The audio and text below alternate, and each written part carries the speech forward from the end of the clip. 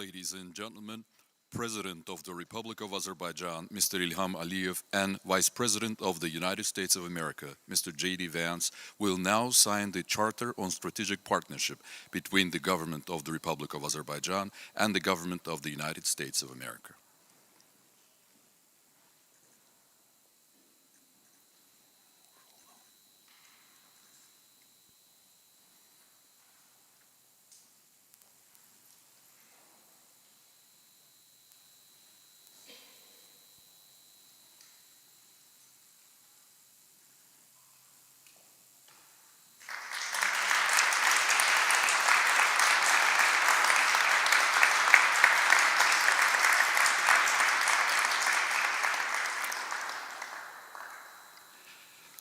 Statements for the media by the President of Azerbaijan and the Vice President of the United States.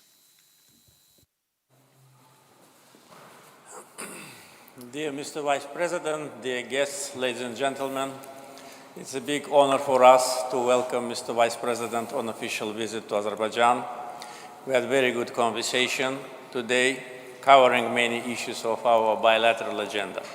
We are very grateful to Trump-Vance administration for a very positive attitude to Azerbaijan. Today's ceremony of signing of Charter on Strategic Partnership is a reflection of the very hard work which our teams conducted for 6 months. 6 months ago, historical meeting in Washington with President Trump, and signing a document to establish the working group to elaborate the Charter on Strategic Partnership opened the new opportunities for bilateral cooperation. For us, it's a great honor to be a strategic partner to the most powerful country of the world, United States of America. We're also very grateful to President Trump, Vice President Vance, and their team for their contribution to peace in the Caucasus.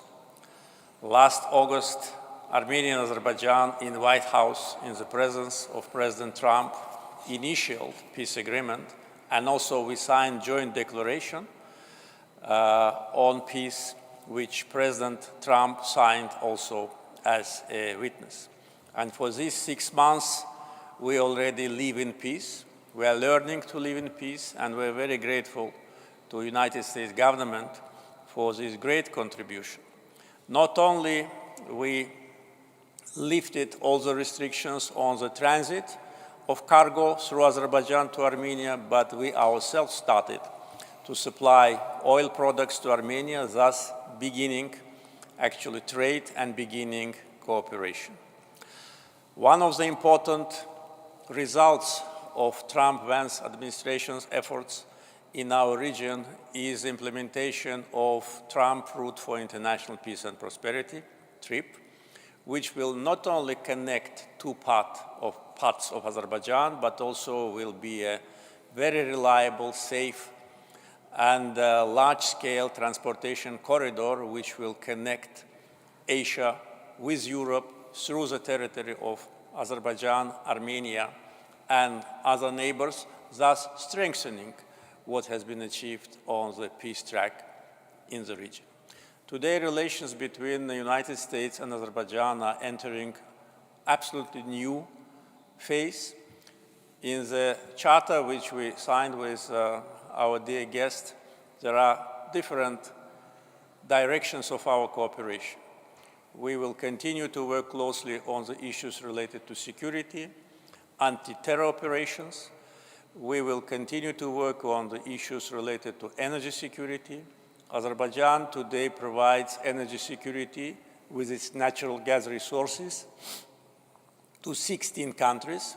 11 of them are NATO members, the allies of the United States. Connectivity, as I already mentioned, with TRIP will be another contribution to peace, development, and cooperation in the region. We're also opening the chapter of cooperation in defense sales, which is also very promising, and of course, AI data centers, which today is part of our bilateral agenda and where we already have preliminary results in interaction with the leading American companies. In other words, today's visit of Vice President Vance can be called a historical from point of view of hosting our friend and guest, and from the point of view of the substance of negotiations and the strategic charter which have been signed. Once again, Mr. Vice President, welcome to Azerbaijan. Well, thank you, President Aliyev, and I want to send the best regards from the President of the United States, both to you personally, but also to the people of Azerbaijan. This has, for a very long time, I think, been an underappreciated but very, very, very important partnership and friendship for the United States of America. I think many Americans may not know that, for example, the Azerbaijanis were some of the last to leave in Afghanistan. They were very supportive in the global war on terrorism. They fought alongside United States Marines in Afghanistan, and in fact earned a reputation as being some of the toughest and fiercest troops anywhere in the world. And so we wanted to come today to show our appreciation for this friendship, but also to really turn the page and to open up a next chapter. And I think what will be a stronger and even better relationship under President Trump's leadership and under President Aliyev's leadership here in Azerbaijan. There's a lot to talk about and there's a lot to announce. We could spend, I think, all day up here talking about some of the great things that are happening. We're going to ship some new boats to Azerbaijan to help you all with some of your territorial waters protection. We're proud to announce, and I believe I was one of the very first to fly along the new Trump Road for international peace and prosperity that will connect the two separate parts of Azerbaijan. And our hope is that that will build the kind of economic and natural resource and critical mineral cooperation that'll make it possible to really make this incredible peace agreement between Azerbaijan and Armenia stick, because we know that one of the great things that can prevent fighting and prevent wars from breaking out is when two peoples culturally exchange with one another, when they spend time working with one another, and of course when they create great prosperity by working together as opposed to fighting one another. Now, on the point of the peace agreement, I really do think that President Aliyev deserves a great amount of credit. I was, of course, just in Armenia earlier today. And without the leadership of the Prime Minister of Armenia and the President of Azerbaijan, we would not have gotten that peace agreement done. And really three people, I think, created historic peace. The President of this country, the Prime Minister of Armenia, and of course the President of the United States, working together, created peace where previously there was war. And I think in the future will create prosperity where once there was only fighting and conflict. That is an amazing testament to the President's leadership, but also to President Aliyev's leadership as well. And again, this is the sort of thing that the President of the United States has committed our foreign policy to. Why should we be fighting one another when we can engage in commerce with one another, when we can build partnerships with one another? And I think that partnership, the partnership of the United States and Azerbaijan, will lead to greater peace and prosperity in the region. It will lead to more access to more markets for the workers of the United States of America, and it's just going to create a much better world where people are engaging in commerce with one another rather than fighting with one another. And I think that is the core of the President of the United States' mission and foreign policy, is this recognition that we can organize around shared interests and actually build something great with one another. We signed a strategic partnership with it, which I think will formalize that partnership and make it very clear that the United States-Azerbaijan relationship is one that will stick, is one that will continue to produce great fruits for both of our peoples. And just on a personal note, I'm incredibly pleased to be here. I was telling my staff before we landed that other than President Trump, the only leader in the world that has really good relations with both the Turks and the Israelis is President Aliyev. And I said, so that means one, the food must be really good here, or two, he must be really charming. I can confirm that he's very charming. We're going to find out in a little bit about the food, and I'm sure it will be great. But let me just say that the Second Lady and I are very pleased to be having dinner later today. And as I understand it, the Vice President of Azerbaijan is also the President's wife. And hopefully that doesn't give the Second Lady any ideas. But I just want to say that on a personal note, but also because of the friendship of our great nations, I'm very honored to be here and very honored to continue the discussion. God bless you. Thank you very much. Thank you all.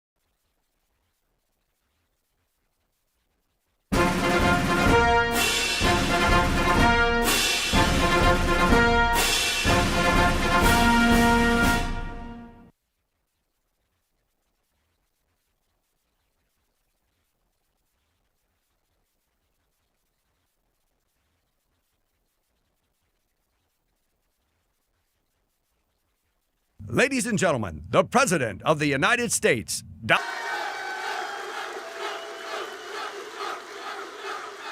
a group, what a group. All champions. USA.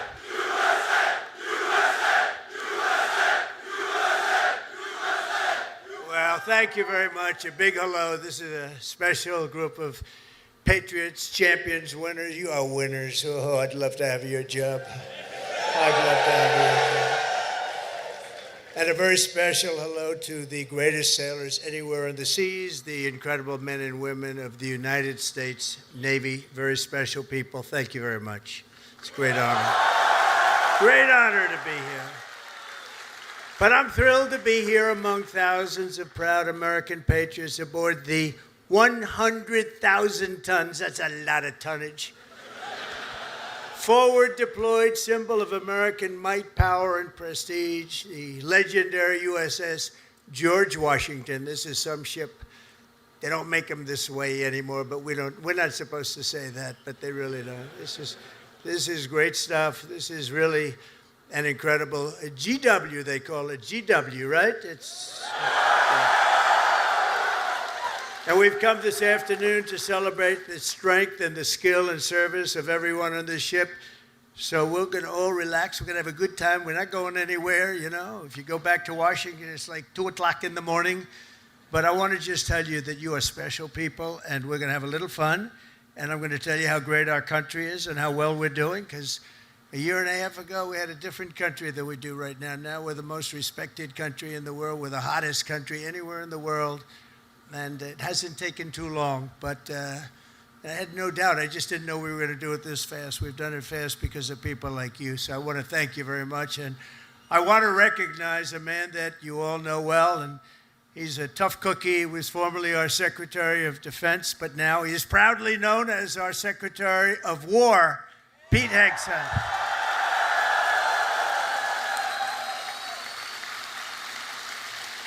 And, you know, I don't say this. He gave up a hell of a job. They were going to pay him millions of dollars. They didn't want him to leave. That crazy fox, they didn't want him to leave. But he wanted, you know, every time I'd go on that show, all he wanted to talk about is the military. And I said, you know, if I ever do this, I'm going to bring this guy along with me. He knew more about it than anybody. He didn't want to be doing the other stuff. And he had a chance. He could have made so much money, he wouldn't have known. He didn't want that. This is what you wanted, Pete. He's so happy now. Those drug ships aren't coming in anymore. We can't find a ship. There's no ships coming in with drugs, you know. It's like he's been incredible. So thank you very much, Pete. You gave up a lot. We appreciate it. Thank you. And unlike past administrations, we will not be politically correct. You don't mind that, do you? When it comes to defending the United States, we're no longer politically correct. We're going to defend our country any way we have to, and that's usually not the politically correct way. From now on, if we're in a war, we're going to win the war. We're going to win it like nobody ever before. You know, we'd go in, we'd blast the hell out of countries. Shouldn't have gone in. By the way, if you don't go in, that's even better. We don't have to go in, peace through strength. But, you know, we'd go in, we'd win, and then we'd leave. They used to say, to the victor belong the spoils. Well, we'd be the victor, then we'd leave, because we had people that didn't know what the hell they were doing. But we're also very honored to be joined by hundreds of our incredible Japanese partners, and they are incredible. Thank you very much.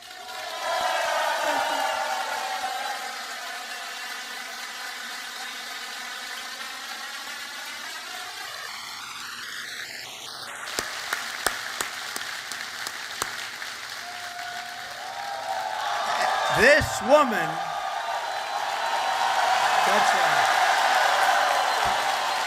This woman is a winner. So, you know, we've become very close friends all of a sudden because their stock market today and our stock market today hit an all-time high.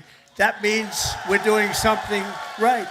But the cherished alliance between the United States and Japan is one of the most remarkable relationships in the entire world. Really, there's never been anything like it. Born out of the ashes of a terrible war, our bond has grown over 8 decades into the beautiful friendship that we have. It's a foundation of peace and security in the Pacific. You see it?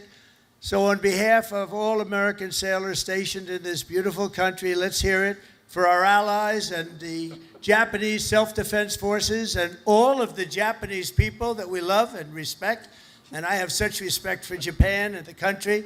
And now I have a really great respect for the new and incredible Prime Minister. And I have to say this, the first female Prime Minister in the history of Japan. Madam Prime Minister, please say a few words. Thank you, Mr. President, and thank you all. 通訳。本日、米国の海軍創設250周年という記念すべき節目に、トランプ大統領とともに地域の自由と平和を守る象徴である空母ジョージ・ワシントンで挨拶するチャンスをいただいたこと、心から光栄に思います。This year marks the U.S. Navy's semi-quincentennial anniversary. As we celebrate the important milestone, I'm truly honored to have this opportunity to deliver remarks with President Trump aboard the aircraft carrier USS George Washington, a symbol of protecting freedom and peace in this region. でまず何よりも日夜、我が国と地域の平和と安全のために尽力してくださっている自衛隊員、そして在日米軍の、軍隊の皆さん、軍人の皆様に心から敬意と感謝を捧げます。First and foremost, I would like to express my deep respect and sincere gratitude to all the men and women in uniform from Japan's Self-Defense Forces and the U.S. Forces Japan for your dedication and commitment to safeguard peace and security of our nation and the region day and night. 6年前に、ありがとう、Thank you.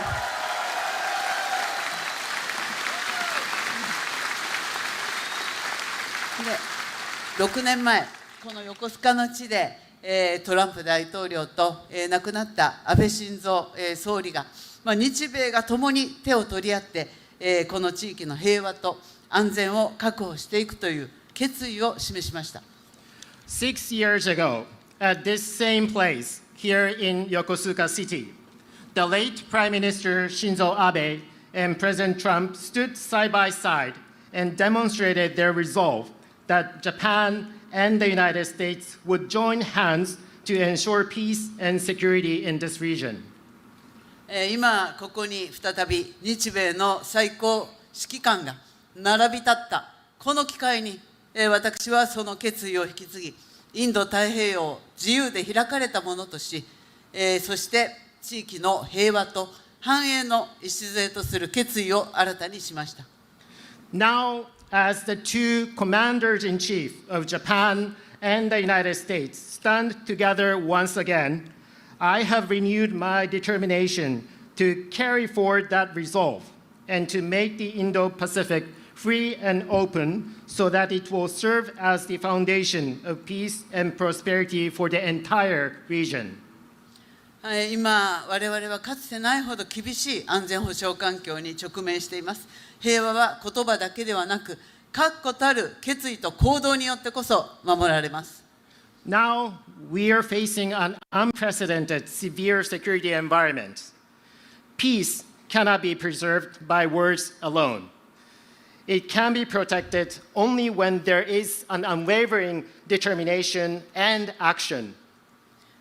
あちらに見える最上とマヤを含む自衛官とこのジョージ・ワシントンは数多くの訓練を重ねてきました。でまた横須賀にいる多くの、補給整備に携わっている、日米関係者の皆様、そして地域社会との絆が、米国海軍の活動を長年にわたって支えてきました。こうした幾層にもわたる日米の協力が日米の抑止力、対処力を確かなものとしております。From where we stand, we can see maritime self-defense forces Mogami and Maya, vessels of Japan's maritime self-defense force, and USS George Washington have conducted numerous joint exercises. Just as importantly, there are so many Japanese and American personnel working for logistics and maintenance here in Yokosuka. And there's also a strong sense of bond with the local community here. Those are what have been supporting the activities of US Navy over the years. There's no doubt that such multi-layered Japan-US cooperation is what makes it possible for us to ensure the credibility of our two nations' deterrence and response capabilities. 私は決意しています。今後、日本の防衛力を抜本的に強化して、この地域の平和と安定により一層積極的に貢献していきます。So let me reiterate my unwavering determination here. Japan is committed to fundamentally reinforce its defense capabilities, and Japan is ready to contribute even more proactively to peace and stability of the region. そのことにより、トランプ大統領とともに世界で最も偉大な同盟になった日米同盟をさらなる高みに引き上げてまいります。Through these efforts, together with President Trump, I am determined to elevate the Japan-US alliance, which has already become the greatest alliance in the world, to even greater heights. 日米は共に帆を掲げ、自由で開かれた海を進みます。この横須賀から紡がれる航路は、日米の絆を輝く未来へと導くことを確信しています。Japan and the United States will advance together with our sails raised high across a free and open sea. And I am very confident that the sea route from Yokosuka will make our bond even stronger and bring our two nations on the path to a shining future. Thank you.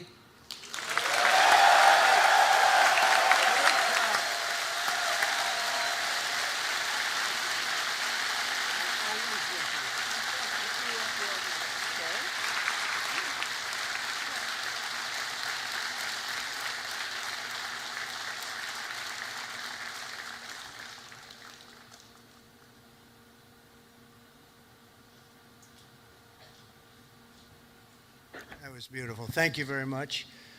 And we will have a long, good relationship, and we'll have fun doing it. You know, you have to have fun, although sometimes it's never fun. She's tough to negotiate with, I want to tell you. But I'm delighted to report that I've just approved the first batch of missiles. You saw a couple of them coming down with me. I hugged them. We need them. They're the best in the world. Nobody has them like we have them. They all want our missiles. That's the problem. Everybody wants them. But it's the first batch of missiles to be delivered to the Japanese self-defense forces for Japan's F-35s.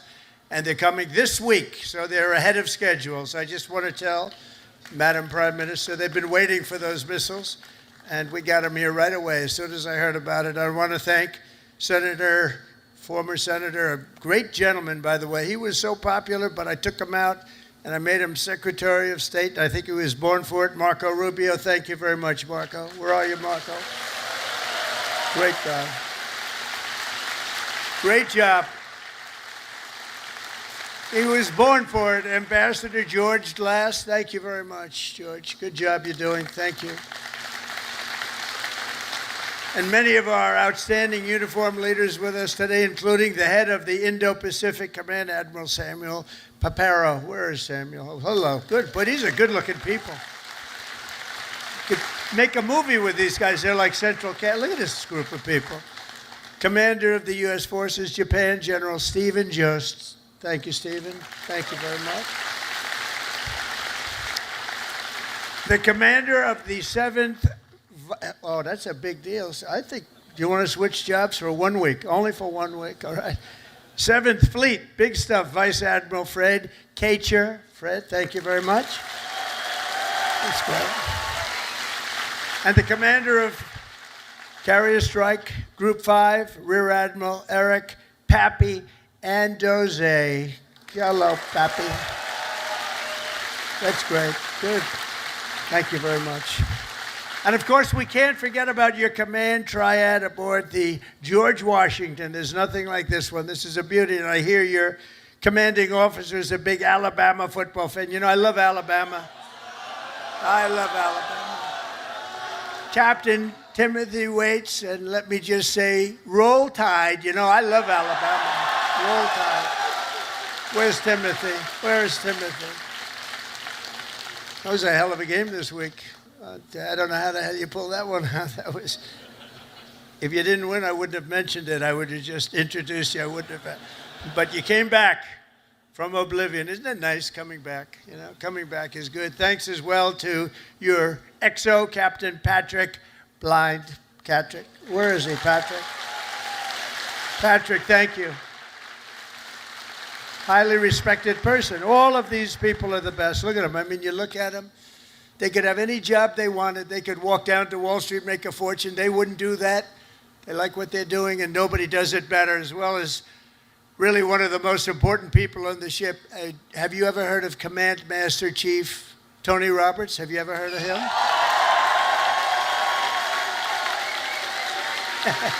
Wherever you are, where's Tony? Thank you. Thank you, Tony. He's a popular guy. And as many of you know, this month we're celebrating a truly momentous anniversary. 250 years of courage and pride, honor and victory by the United States Navy. 250 years. Can you imagine?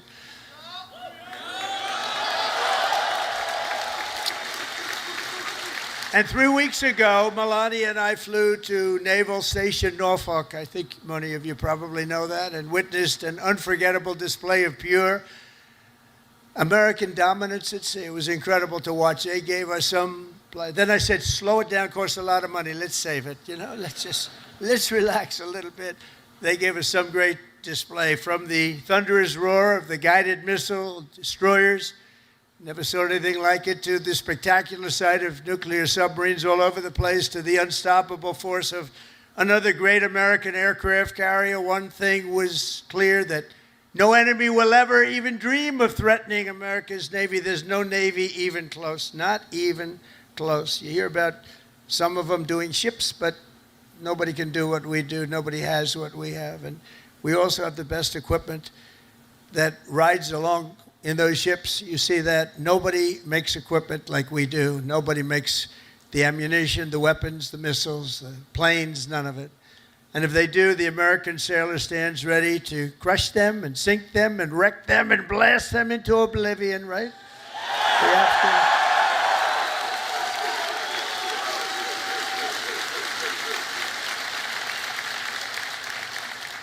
And that's a terrible statement for me to make. That's the end of it, because everybody said that I should immediately get the Nobel Peace Award. With that statement, that takes me out of the running, but that's the way. That's the way it is. The United States is blessed with the strongest and most powerful military in the history of the world. There's no military like our military, not even close. Nobody has our weapons, and it'll be stronger and more powerful than ever before very soon. You know, we just approved the biggest budget in the history, over $1 trillion. Over $1 trillion. We have the best ships, the best airplanes, the best submarines, the best technology. But above all, we have America's military. It's the best people. It's all about the people, ultimately. You have to work all of that fancy stuff that we make better than anybody else. The fact is, we do make the best weapons, but if you don't have the right people to operate those weapons, they don't mean much. Despite that, as Commander-in-Chief, I never forget that our ultimate strength does not come from equipment. It comes from the men and women of the rank and file. That's true. It comes from you people, incredible people, good-looking people, too many good-looking people. I don't like good-looking people. I never liked good-looking people, I'll be honest with you. I've never admitted that before. But see, I'm allowed to, you know, we won at the Supreme Court a thing based on merit. You know about that, right? Merit. Everything now in our country is based on merit, and that's why I look at you and I see nothing but merit.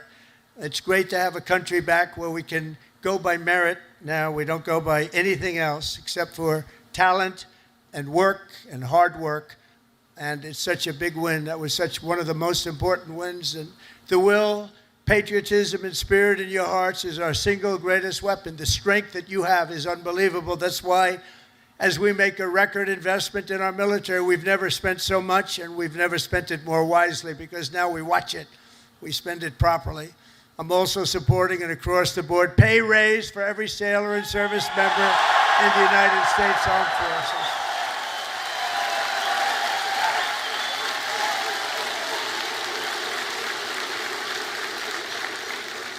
Now, if you don't want it, you want to give back to your country, just let us know. We won't give it to you. Is there anybody in that category? Huh? But now, all we really have to do is get the Democrats to approve it. But they'll come along. They always do, you know, they always do. And because I heard that the sailors on the George Washington took a hit to your family separation pay, you know what I'm talking about, right? You took a little hit to be here, right?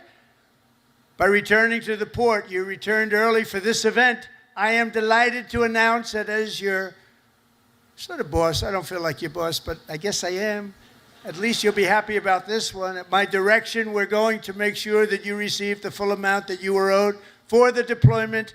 And we're not going to deduct anything because you came in to listen to your commander. I'd like to be an admiral. I always wanted to be an admiral, to be honest.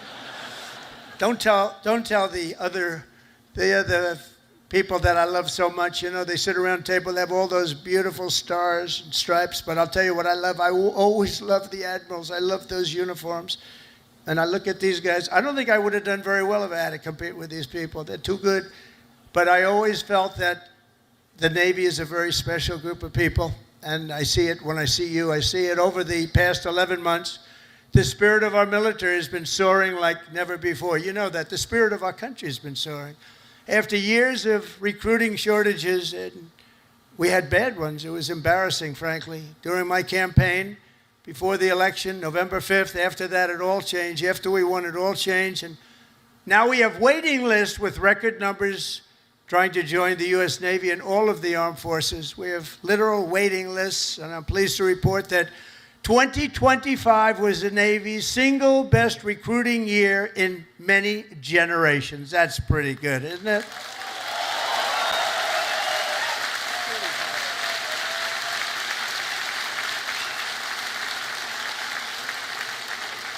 But, you know, think of it. It seems like I've been up here so long, and it seems like I've been doing this for a long time and a half. We had a great first term, but nothing like what's happening now. We had the greatest economy in the history of our country. I rebuilt the military in the first term, and then they gave a lot of it away to Afghanistan. But it was really just a tiny speck, but it was the concept of what it was. But we rebuilt the military, and we did so many things in the first term, but we're blowing it away right now. But think of it, just 1 year ago, I was in the middle of a campaign. Can you believe that? It doesn't feel that way. I said, you know, you're right. It's not November 5th yet. We have another week or so to go. I was campaigning 1 year ago. And look at all the things that we've done since this unbelievable day, November 5th. That's when it all changed. When we won on November 5th, it all changed. And we went from a country that wasn't respected and a lot of people that had no spirit. That includes joining the police, the fire departments. They didn't want to join. After that, they started joining, and it seems like 10 years ago, not less than a year. Think of it, less than a year ago, I was campaigning.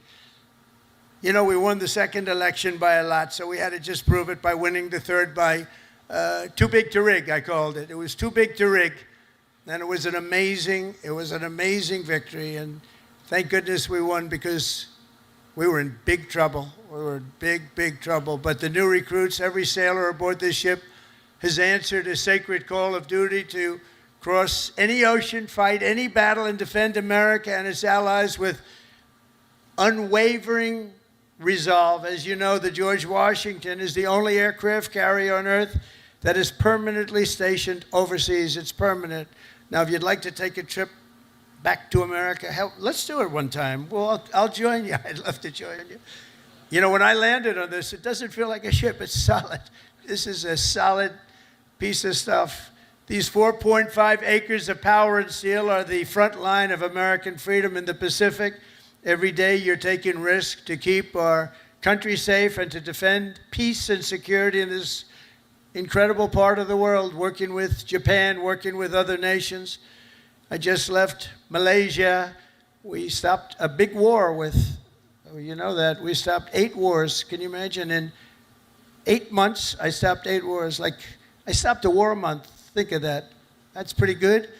But I just left Malaysia. Thank them because they helped us very much with one of them, and actually for even a second, they're great people, and they send their regards. I spent a day there with the Prime Minister, and we had a good time. But you carry out your mission bravely, you carry it out brilliantly, and on behalf of all Americans, I just want to say, and I came over to say it loud and clear, thank you very much. Thank you. Thank you. Incredible people. You are incredible people.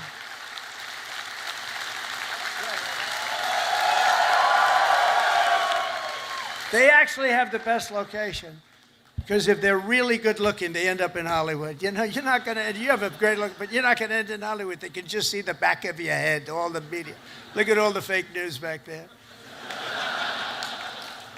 But 2 years ago, naval air crewman, 3rd class, James Nikol was just a few months into his first fleet tour with the Golden Falcons helicopter squadron, when he and his crew were called on a search and rescue mission to find 3 missing Navy divers.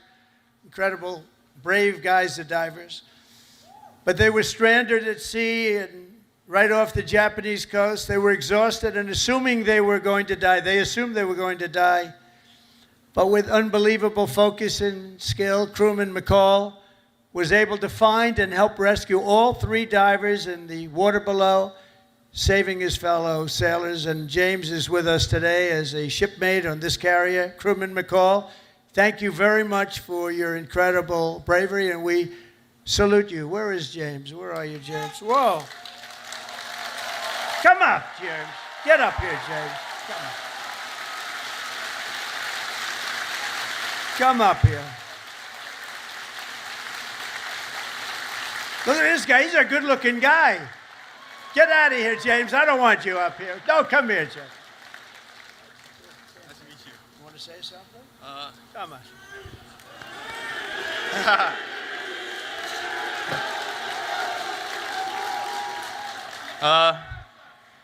I just want to say I appreciate all my fellow shipmates. What I did back then in Iwakuni, it was heartbreaking for losing those loved ones down there, but we brought some back whenever we went down there.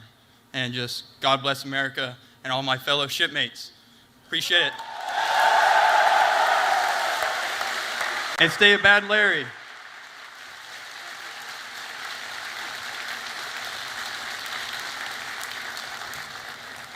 I was wondering, maybe he almost stayed up. He could have been up here for a while. You did that very well. He's going to be running for office next week. You watch.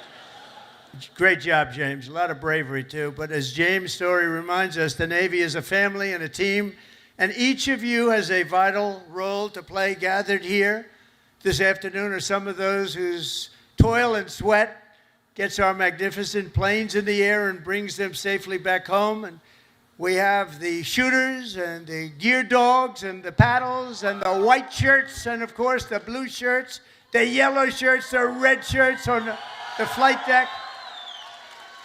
And all over the hangar bay, I want to thank you all. You're incredible people. I saw some of you, we're rushing to get down here, and they want to take pictures up there, you know. They're very aggressive people. Sir, could I have a picture?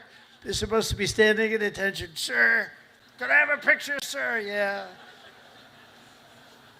You know what I'm talking about, right? Very aggressive. But I think they're great. We also have a real genius and these people are incredible, who maintain the largest and most complex machine ever built, are amazing mechanics and engineers on the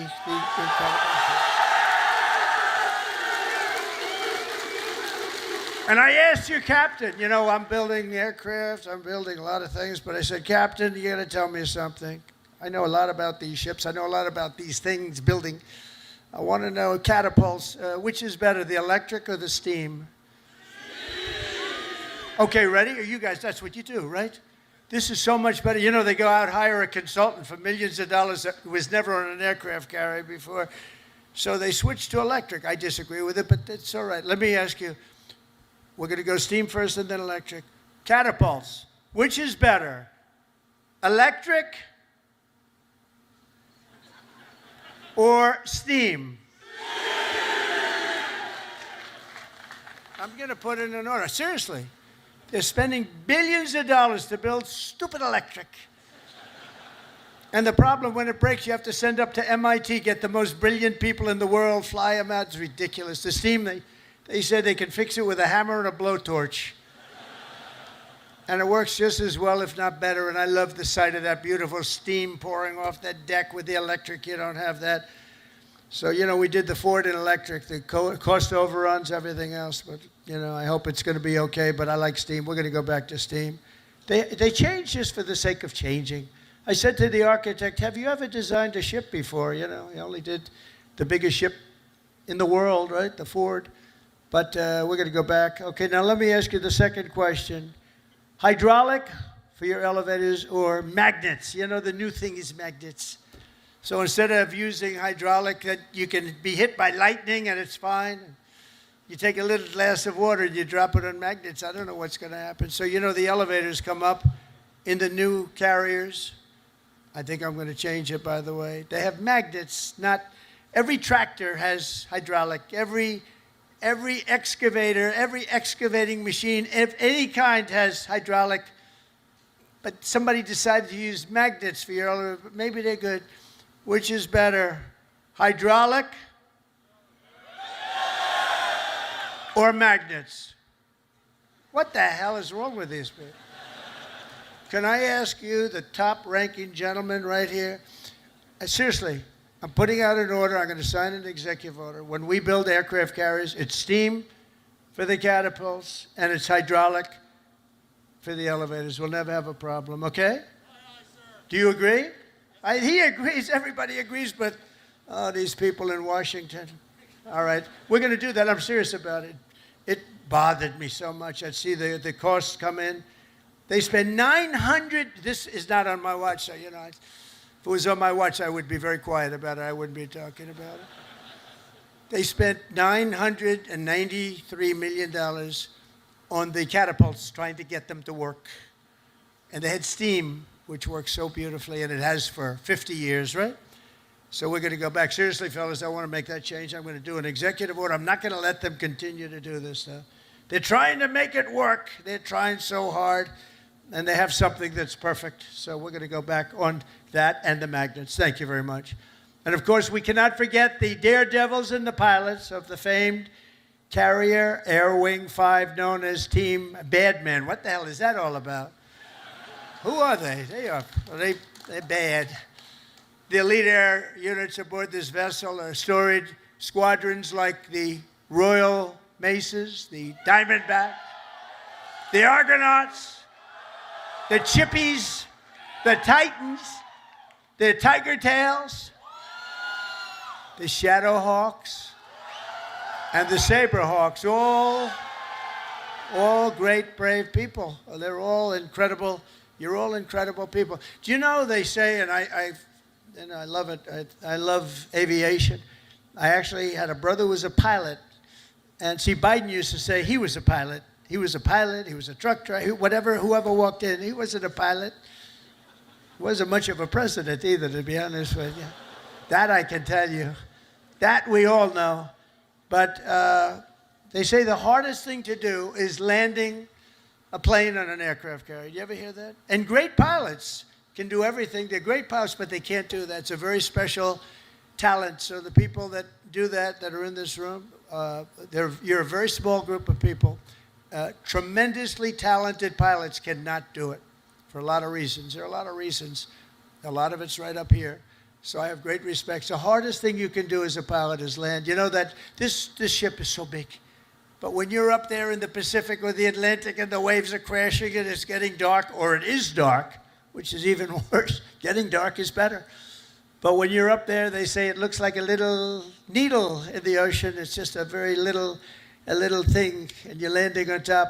So I have great respect when I see them land. You know, 3 weeks ago they were landing and doing it beautifully. They had they're very, very talented people, and nobody embodies skill and nerve and swagger and the attitude like a U.S. naval aviator. So I have great respect for you all. Thank you very much. It's one of the reasons I'm here. That's why I'm here, not someone else. I didn't need this. I didn't need the whole damn job. I could have had I had such a beautiful life. But you know what? We're making America greater than ever before, and that's why I'm doing it. And we are doing numbers that nobody's ever seen, nobody ever even thought possible before. Think of it. A year ago, we were a dead country. We were like a dead country, and now we have the hottest country anywhere in the world. There's nobody even close. It's pretty amazing, I'll tell you. None of it would be possible. All of these things that we're doing, all of the respect that we have, it's really because of people like yourself and the armed forces generally. It's amazing the job that you all do. None of it would have been possible. And all of those important missions in the Navy, the devoted members of the Food Service Division serving up to 14,000 meals every single day. How's the food? Good? They say it's good. Is it good? I hope it's good. It's probably my kind of food. I like that kind of food. But they don't get the credit they deserve. I want to just thank them very much and congratulate. 14,000 meals. Let's also hear it for all the sailors holding the American flag high at Seafay, as well as the crews from the ferocious Desron 15. Desron 15.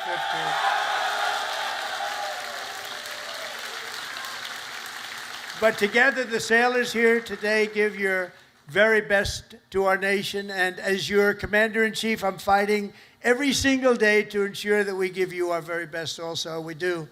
We do. We're giving you everything. We're giving you more than anybody's ever given. We're bringing it up to a standard that nobody's ever seen before. We're starting to make ships also. Part of our deal with the trade is we're starting to make ships. We used to be number one at making ships, and then we lost our way. But now we're starting to make ships again, and we'll do it very soon. It's not going to take that long, but it's a process. It's not like making a bullet. It's not like it's a big, long process. We've got it going, though, I think, in the right direction. I think within a short period of time, the Philadelphia yards, as an example, is now owned by a group that's going to be making a lot of ships, a good group of people. And we're going to be working also with Japan on making ships. We're going to make a lot of ships again. We used to think of it, we were number one. And then over the years, they just lost their way. They started making other things. They stopped making ships. So we're going to be making ships again. We've more than, think of this, $17 trillion, trillion with a T, pouring into the United States of America from all over the world. And that's the biggest number in the history of any country. And by the time, and this is in 8 months, really. We're here 9, but this is in 8 months. Over $17 trillion. As an example, the last administration did less than $1 trillion in 4 years. We did more than 17 trillion in 8 months. And I think by the time we finish up our first year, we're going to be over 20 or $21 trillion of money coming into our country. And I want to thank Japan, because Japan is making big investments into the United States, and they're very happy because the stock market's gone up very nicely. We've made Japan a lot of money. That's okay. But they're a big investor in our country, and we like that. But think of those numbers. We weren't doing anywhere near. We were laughed at, and now they're all saying they've never seen anything like what's happened in such a short period of time. And I was just told by the Prime Minister that Toyota is going to be putting auto plants all over the United States to the tune of over $10 billion. So that's Toyota. So go out and buy a Toyota. And that's a lot to do with, because right now we have all the AI plants. We have so many things happening in the United States. And it's because of November 5th, Election Day. But it's also because of tariffs. The tariffs have been so good. We're taking in trillions and trillions of dollars. I heard them before I came up. I heard you're all on television now. They're talking to all the networks. Everybody's covering it. Look at these characters back. Look at all of them. And they were talking about the tariffs. The tariffs have. Nobody understood tariffs like I understood tariffs, and the tariffs are having people go into our country and spend tremendous numbers like we've never seen, and that brings jobs with it. It brings jobs, it brings importance, it brings everything. It brings a strong military.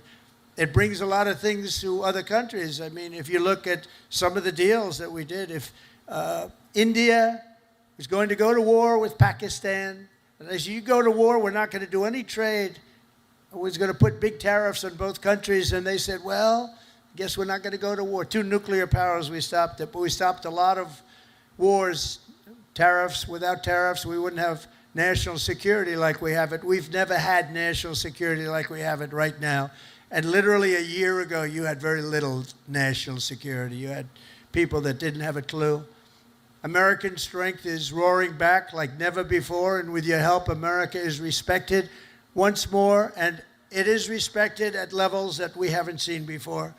On my first day back in the White House, I deployed the men and women of the United States military to stop the invasion on our southern border, right? It was an invasion, losing hundreds of thousands of people to fentanyl and to drugs, and now we have the most secure border in American history. For 5 months, they said no people came into our country illegally. They came in through a legal process, but nobody came in through the southern border. Can you imagine? Even I can't, it's hard to believe that, because, and we do have it tight as a drum, but that's what we have to have. If you don't have borders, if you don't have a fair media, if you need certain things. You need a good, fair media. They're getting better. They're not there yet, that I can tell you, but they're getting better. But you need borders. You got to have borders in a country, or you don't have a country. And now we have a border that the likes of which this country has never seen before, and people respect us for it. And with the help of our war fighters, we're decimating the savage drug cartels that poison our people. 200,000 people, maybe more than that, died last year because of what came into our country. Through an open border policy where 25 million people poured into our country, totally unvetted, totally unchecked. They came from prisons. They came from mental institutions and insane asylums. They were drug dealers. They were bad people. 11,388 were murderers, half of which committed more than one murder. They let them into our country. We're getting them the hell out. We're getting them out. We're getting them out fast. Is that okay with you? Yes, right? I have no doubt. Got to get them out. Just an unforced era. And we're also straightening out our cities. You know, Washington, D.C., our beautiful capital, was a killing mess. People getting killed all the time. It was very high crime. And we sent in our National Guard, again, great people. And I don't say they were totally politically correct. That's okay. And now it's a very safe. Now it's considered a very safe. It took 12 days. We got 1,700 people, career criminals, many of which came in through Biden's open border, and they infiltrated our nation's capital. And we had a very unsafe capital, but for years before that, it was very unsafe. Now it's as safe as there is anywhere in the country. You can have your daughter, your girlfriend, your wife, your boyfriend walk right in through the middle. Nobody's going to touch them. The crime is down to almost nothing. It's a whole different ballgame. It took literally 12 days, but let's give us a month to do it really. We had it drum tight, and it's a beautiful thing. And our people in the service, and you know, people don't care. If we send in our military, if we send in our National Guard, if we send in Space Command, they don't care who the hell it is. They just want to be safe. And we have safe cities now. We're starting in Memphis. And Memphis was a disaster. It's been there. They've been there for 2 weeks, and it's a whole different series. Crime is less than half, and within a month it'll be gone. Getting rid of all the bad ones. And we're going to go into Chicago. We're going to go into our cities. We're going to clean them out. We're going to straighten them out. And we're going to have safe cities, because you want to protect safe cities. We're going to have beautiful, safe cities, and it's happening very quickly and very easily, actually. It's easy for us. It's hard for them. And we have to have a little more help. It doesn't matter, really. We can do as we want to do, but it would be nice to have more help from some of the Democrat governors that don't mind. In Chicago, 2 weeks ago, 4 people murdered, 11 people shot. This weekend, it was like terrible, much worse than that. And then we have a governor that stands up and says, oh, it's wonderful. It's not wonderful. And what we're doing is we're going to make it totally safe. It'll be very safe very soon. And we're doing that with all of our cities that are troubled. We have cities that are troubled. We can't have cities that are troubled. And we're sending in our National Guard, and if we need more than the National Guard, we'll send more than the National Guard, because we're going to have safe cities. We're not going to have people killed.